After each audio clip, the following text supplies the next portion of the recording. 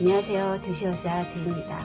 오늘은 혼자만 알기에는 조금 아까운 정보를 한번 공유해 보려고 해요. 얼마 전에 서울대학교 보건인구학과 교수님으로 재직 중이신 조용태 교수님이 쓰신 정해진 미래라는 이 책을 읽다가 이런 정보라면 우리 구독자님들과 함께 공유해 보는 것도 좋겠구나 하는 생각이 들어서 오늘 영상을 준비해 보았어요. 지금부터 하게 될 이야기들은 앞으로 부동산 시장에서 일어나게 될 변화에 대한 이야기들인데요.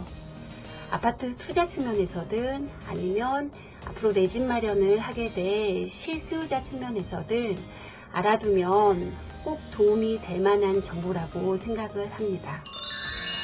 일단 실수요자 측면에서 집을 살 때 집의 크기를 결정하는 가장 중요한 요인은 바로 가구수죠. 특히 아이를 낳게 되고 아이가 자라면서 아이방이 필요해지게 되면은 아무리 경제적으로 여유가 없는 사람이라고 하더라도 웬만해서는 아이방을 만들어주려고 하잖아요. 그래서 돈이 없으면 현재 살고 있는 집을 팔아서 경기권으로 나가게 되더라도 아이를 위해서 조금 더 큰 집으로 이사를 하는 것이 일반적이죠. 그런데 요즘은 출산율이 계속 감소하고 있고, 이렇게 출산율이 감소한다는 말은 다시 말하면 가족의 크기 자체가 줄어들고 있다는 말이고, 이렇게 가족 수가 줄어들면 당연히 큰 집이 필요가 없으니까 작은 집을 선호하게 되겠죠. 그렇다면 과연 소형 아파트를 사두는 것이 앞으로 투자 측면에서 더 좋을까요? 이 책에 따르면 과거에 서울에 있었던 아파트들의 크기별 가족수를 확인해 보면은 앞으로 어떤 평수의 아파트들이 대세가 될지 예측이 가능하다고 해요. 일단 수요 측면에서 변화를 한번 살펴볼게요. 현재 나타나고 있는 저출산 현상은 결혼을 하지 않으려는 비혼 가구와 아이를 낳지 않으려는 무자녀 가구의 증가와 밀접한 관련이 있죠. 이런 비혼주의나 무자녀 가구의 증가로 인해서 결국은 1, 2인 가구가 증가하고 있는 것인데요. 반대로 4인 이하의 가구는 2000년도에 100만 가구였던 것이 2010년도에는 80만 가구로 줄어들었다고 해요. 10년 사이에 무려 20만 가구가 감소한 것이죠. 이 말은 즉 앞으로 아파트에서 살게 될 실수요자들은 아마도 1인 가구나 2인 가구가 될 가능성이 많다는 것을 의미하는데요. 그렇다면 이번에는 공급 측면에서의 변화를 한번 살펴볼게요. 통계를 살펴보면 2000년에는 소형 아파트가 45만 호로 가장 많았는데 2010년에는 중소형 아파트가 57만 호로 가장 많았다고 해요. 하지만 문제는 이런 절대적 수치가 아니라 증가 비율을 따져보면 중소형 아파트에 비해서 중대형 또는 대형 아파트의 증가세가 훨씬 더 컸다는 것인데요. 중대형 아파트는 2000년에서 2010년 사이에 약 140%가 증가했고 대형 아파트는 86%, 그리고 중소형 아파트는 55%, 마지막으로 소형 아파트는 17%가 증가했다고 해요. 이상하죠? 가구의 크기는 2000년도 이후부터 계속 작아지고 있는데 아파트 공급은 오히려 계속 대형 아파트 중심이었다는 것이 조금 이상한데요. 이것이 의미하는 바는 아주 간단해요. 지난 10년간 서울시 아파트 공급이 인구 변화와는 관계없이 어떤 특정 사람들의 이해관계에 따라서 추진되었다는 것을 의미한다고 볼 수 있겠죠.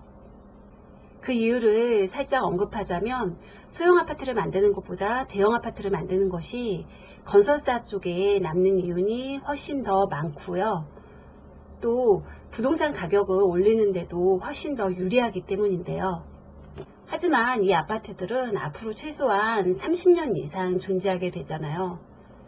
그리고 지금까지 이렇게 수요와 공급이 완전히 반대 방향으로 전개되었다는 것은 다시 말하면 앞으로 저출산 세대가 사회에 진출하게 되는 2020년대에는 대형 아파트에 대한 수요 자체가 줄어들게 될 테니까 당연히 대형 아파트의 가격이 많이 하락하게 될 것이라는 것을 의미한다고 볼 수 있겠죠. 물론 아파트 가격을 결정하는 요인은 아주 다양하기는 하지만 어쨌거나 이런 수요와 공급의 법칙을 완전히 벗어나기는 어렵기 때문에 이런 일이 앞으로 부동산 시장에 일어날 것이라는 것은 짐작해 볼 수 있을 것 같아요. 이렇게 되면 현재 시점에서 중대형 아파트를 구매한다는 것은 조금 어리석은 행동이 될 수 있겠죠. 그렇다면 반대로 소형 아파트를 구입하는 것은 괜찮은 선택이 될까요? 이에 대한 답으로 이 책의 저자 조용태 교수님은 아니오라고 대답을 합니다.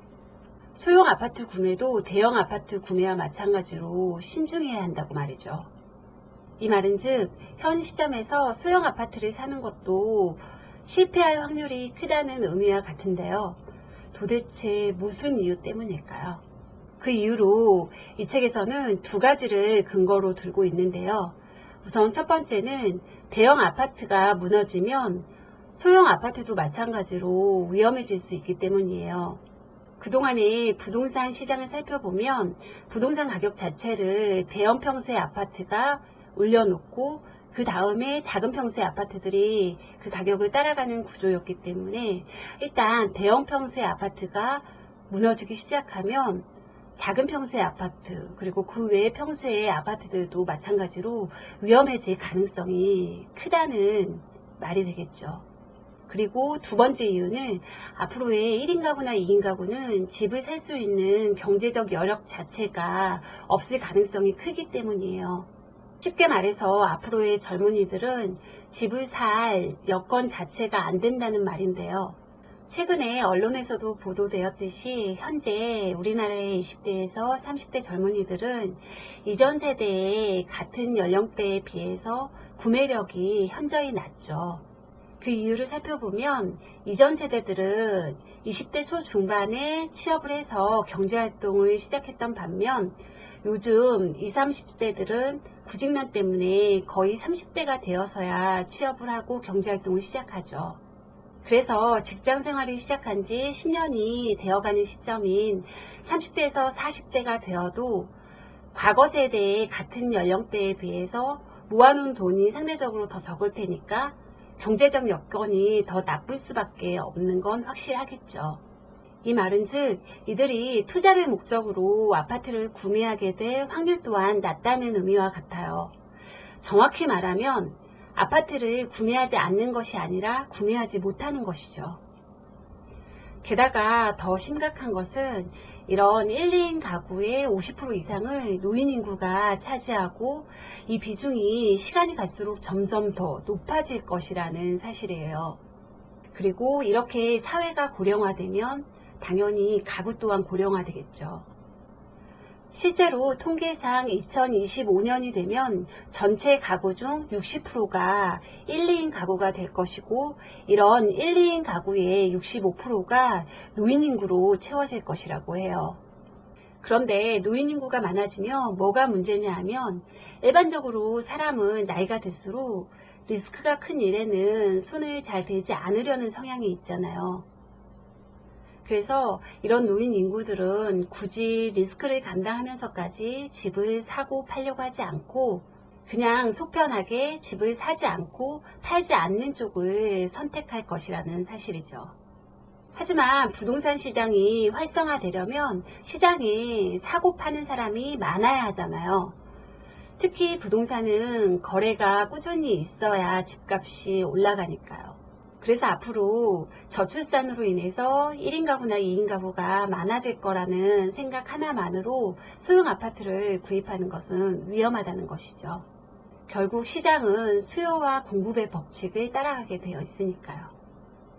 그럼 이쯤에서 지금까지 말한 이야기들을 한번 간략하게 요약해 볼게요. 앞으로 대형 아파트는 들어가서 살려고 하는 가구 자체가 많지 않아서 가격이 올라갈 수 없고 반대로 소형 아파트는 그것을 구매할 수 있는 능력을 가진 사람 자체가 많지 않아서 가격이 올라가기 힘들다. 따라서 앞으로 부동산 가격은 전반적으로 하락할 것이다. 지금까지 한 이야기는 조영태 교수님이 쓰신 정해진 미래라는 책의 내용 일부였습니다. 지금 이 정보가 도움이 되셨다면 좋아요와 구독하기 부탁드릴게요. 그럼 우리 다음 영상에서 또 만나요.